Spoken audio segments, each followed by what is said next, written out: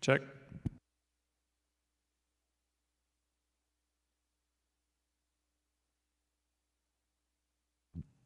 Check. Check.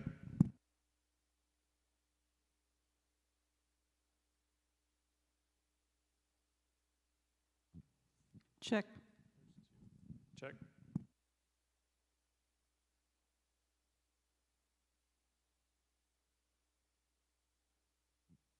Check. Check.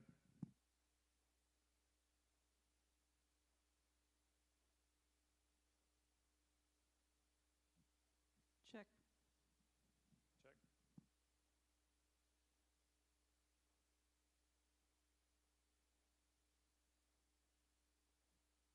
Check.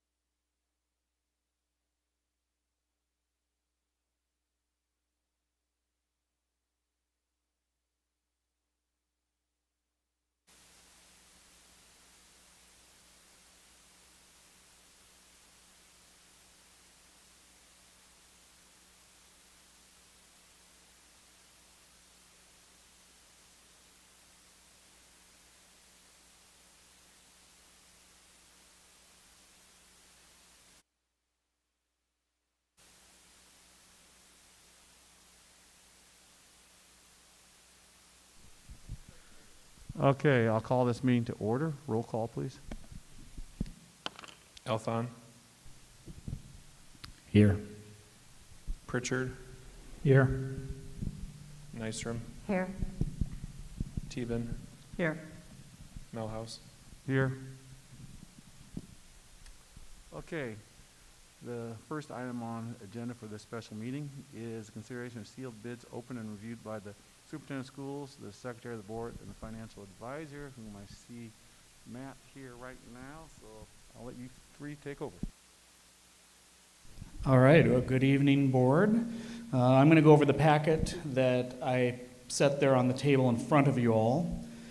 We'll begin with the first page here, which shows that the top of the page under where it says report of sale, the rating for the school district A+, that was reiterated from the the same rating, that you had seen earlier this year when you sold your new voted general obligation bonds. You can also see in that section under report of sale, we were originally asking these bidders to bid on the amount of $7,725,000. And then ultimately, once we had those bids in hand, we were able to reduce that amount to $7,410,000. Part of that is costs, but a big part of it is cash that the district had, which we'll look at in just a moment. So looking at the bids themselves, you can see that there were 4 bids received. The low bidder from UMB Bank, that's United Missouri Bank in Kansas City. And if you remember from this past summer, selling your prior bonds, we're looking at that true interest rate in the bottom right-hand corner of each section.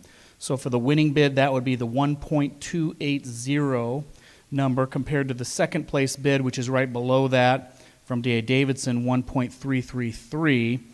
And then what's in that rectangle there next to the winning bid, that's after we were able to resize it. So once we knew that they were the winner, then we started to push principal around to make sure that we met all of the tax rules, et cetera, and put in the cash that the district had. So the net final result is that true interest rate of 1.273. If you go to the second page, you see there the sources and uses of the funds. So ultimately here you're issuing $7,410,000 of new bond principal to pay off the old bonds. Part of the structure of the bid, which was very similar to what happened with your issuance earlier this year, was an original issue premium. In this case, it was $200,636. And again, we'll see that on another page as well. You do owe the prior bondholder, or you will owe the prior bondholder some interest because you're going to make a payment on these bonds next week on November 1st. There's a scheduled payment. That payment is not impacted by this refinancing. And then you'll owe those bondholders interest from November 1st to December 1st. And that's what that $19,280 number is. And then you see a big number, $236,000. So while we were sitting there before the bids were taken this afternoon, Mitch told me that the district had a whole bunch of cash sitting in your debt service fund, this is a great opportunity to use that cash because there's very few things that you can actually use it for. This would be one of them, which is a cash contribution to refinancing, which lowers the amount of new principal that you need to issue. Therefore, you're paying interest on a smaller amount of principal.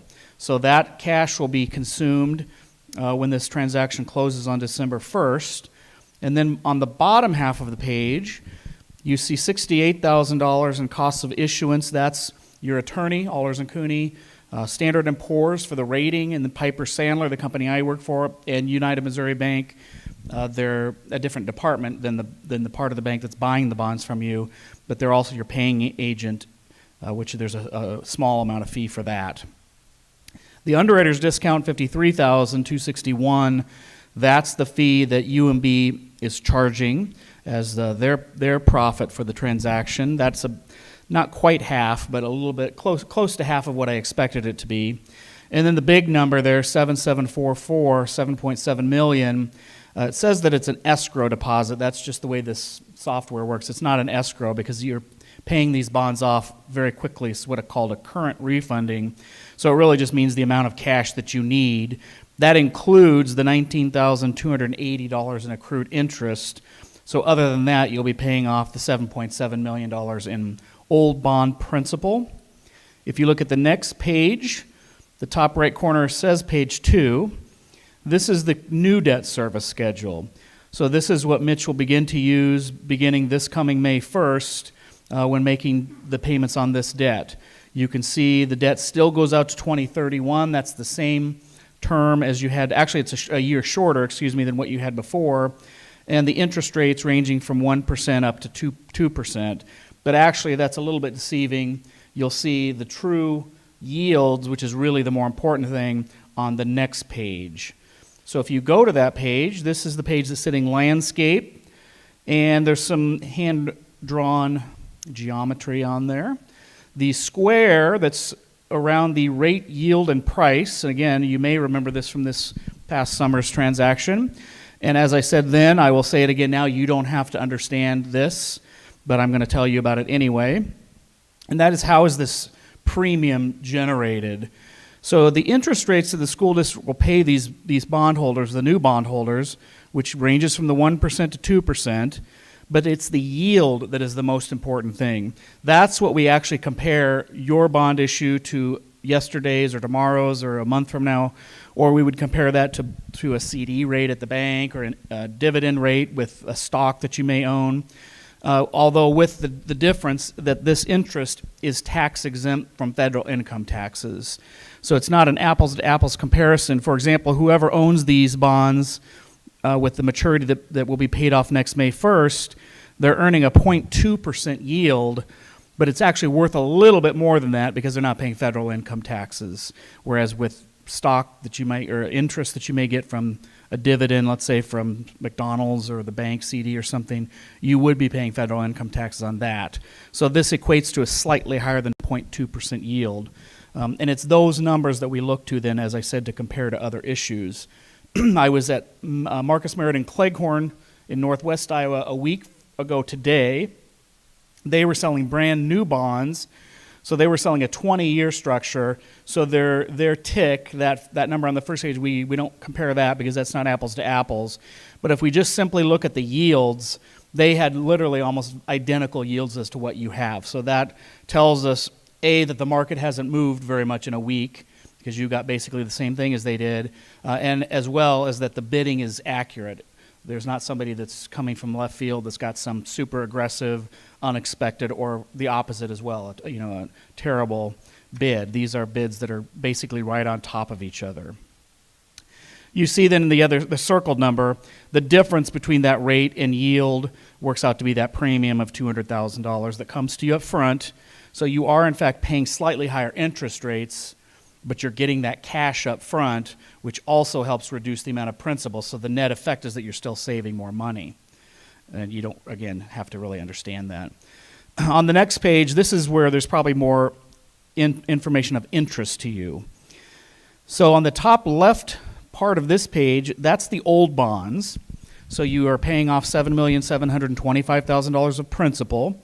You see the interest rates that were associated with those bonds between 2.25 and 3.25%. Those rates actually were quite low when those bonds were issued, and historically they are still really low. It's just that today rates are so super low that you could actually feasibly refinance debt with that low interest. Where you see that arrow pointing, again, not the big fat arrow, but just in the top left quadrant there, to that $545,000 amount. That $545,000 amount is what's left of that maturity, those bonds that mature in 2032, because you as a board in fiscal year 21 already enacted what's called a surplus levy. So you levied more cash in that year in your debt service fund, and you already paid off some of this principal. You paid that off this past May 1st when those bonds originally became callable. And when you did that, you saved $282,000 just from that action alone. So the $545,000 is what was left, so that's the amount that's being refinanced as part of this transaction. The bottom left or bottom part of the page, the bottom left part is just, again, the debt service schedule, so that matches that clean version that we saw a couple pages prior. But then where you see that fat arrow on the bottom half pointing downward, this is where you see the savings. So it's literally just netting out the old payment versus the new payment. And you see the number in the box at the bottom of $1.19 million. And while I wish that I could say that was the savings, that's including the $260,000 or $236,000, excuse me, that you're contributing. So that doesn't count as savings. So the amount that's circled there, $960,475. That's the actual amount of property taxes that you will not have to levy over the course of the repayment of this debt that you otherwise would have levied. So that is a real number that is you're saving your taxpayers. If you look at the very top right then, where you see the big fat arrow pointing to the right and the kind of little star thing saying, look here, that is just a summary because the district has refinanced a lot of bonds over the last decade. You've done a lot of activity, some of you on this board and some on prior boards, but you've been doing very good things. And Mitch and I were talking about this earlier as we were finishing the revision of the bid, and we wanted to point this out to the school board and especially also to the community, people that may be here tonight or that might be listening to the recorded version of this. It's quite often, I think, and I can say this from my experience in my own home school district, unfortunately, that your citizens are not really that appreciative of you right now, I think, and I'm not specifically talking about you here at Boone, but school board members in general. You're getting a lot of grief for various reasons. Maybe some of it's warranted, I don't know, but I wanted to point out to you as board members and again to community members that the school board is doing really good things. What you see in that box is showing that over the last decade, basically, by refinancing and that 1 year's action as a surplus levy in fiscal year 21, you have literally saved taxpayers $2,317,377 by simply taking action to refinance bonds, and that's over a number of different transactions. But again, that is property tax that will never be levied because you did refinance those bonds. And you've done the same thing with sales tax bonds, although that doesn't impact property taxes.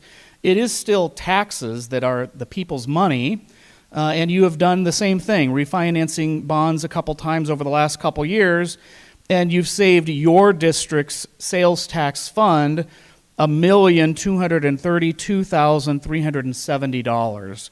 So that's the equivalent, not quite exactly, but it's probably about 9 school buses that you have saved. So it's kind of like getting 9 free school buses or a ton of lap-to-lap computers for your students that you, of course, you are paying for them, but you would have even paid more. So this interest savings is sort of like the equivalent of those school buses or laptops.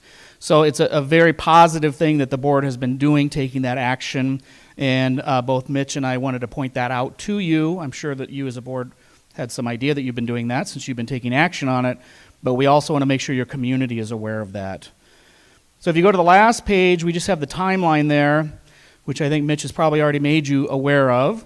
We're basically through it for the most part. We're at October 25th, so here in just a moment you're, I assume, going to award to the lowest bidder and then also approve of the call of the old bonds. But at your meeting on November 15th, that's when you'll do the typical legal paperwork. And again, it's identical to what you did earlier this year. It's always the same with every bond issuance. So that'll be very simple. It'll just take you a couple minutes to get through that. And then the transaction will close on December 1st. So on December 1st, the new bond money is going to come into your accounts, and simultaneously money is going to go out of the account to pay off the old bonds, and that will all take place on December 1st. So if you happen to own some of the old bonds, or if you know someone that owns the old bonds, they will no longer be earning interest after December 1. They're going to get their money back, and they can go do with it whatever they want. But the school district will be saving almost $1 million. Any questions about that? What happened after this afternoon, or what will happen at the next meeting? Just the process in general.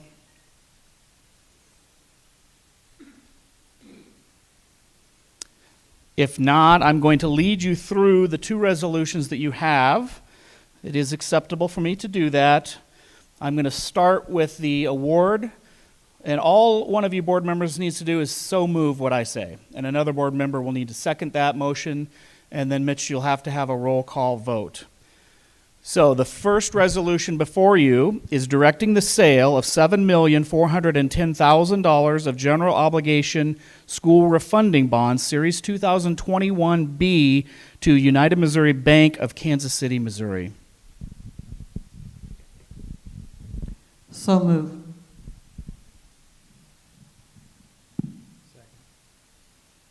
Roll call. Any further discussion first?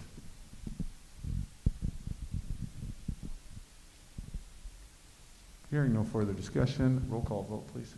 Elfon, Yes. Nystrom. Pritchard, Yes. Teven, Yes. Melhouse. Yes.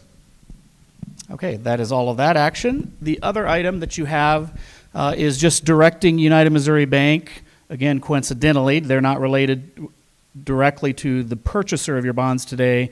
One of the divisions is the paying agent, corporate trust department, and that's what this is intended to be, directing them to make the 30-day notice of the call and to eventually on December 1 call and pay off the $7,725,000 remaining of the Series May 1, 2012 bonds. So moved. Second. Okay, it's moved and seconded. Is there any further discussion on this item? Hearing no further discussion, roll call vote, please. Elfon, Yes. Nystrom. Pritchard, Yes. Teven, Yes. Melhouse. Yes. Okay, that is it. So if you do have questions after the fact, if anybody in the community has questions for you that you're not quite sure of the answers to, let Mitch or Julie know. They know how to get a hold of me typically, and we can answer questions for you or your community members. Otherwise, congratulations, another very successful refinancing for Boone Schools, and we hope that rates stay similar to where they are today, because you have another issuance of sales tax bonds that will happen this spring and another refinancing that we hope will as well still work. So we'll keep our eye on those things. Thank you. Thank you very much, Mr. Gillespie. Any further questions from anyone?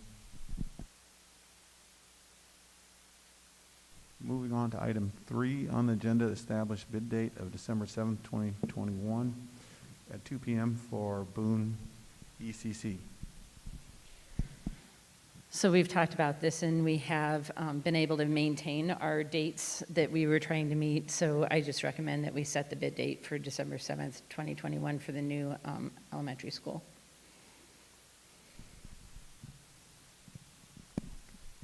Okay. Do I hear a motion? I move that we approve setting the bid date for the ECC at December 7th, 2 p.m.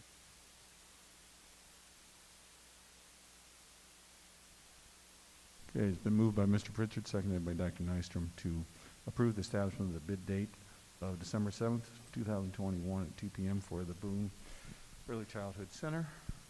Is there any further discussion on this matter? Questions? Hearing none, all those in favor signify by saying aye.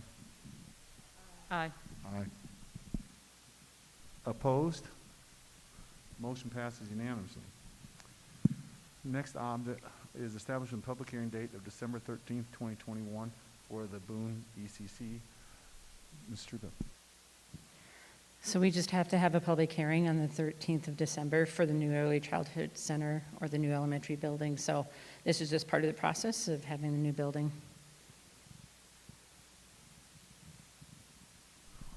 I'll entertain a motion.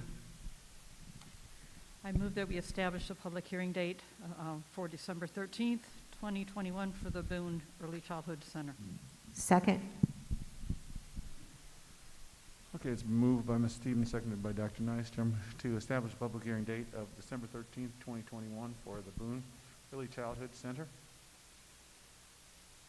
Any questions, discussion? Hearing none, all those in favor signify by saying aye. Aye. Aye.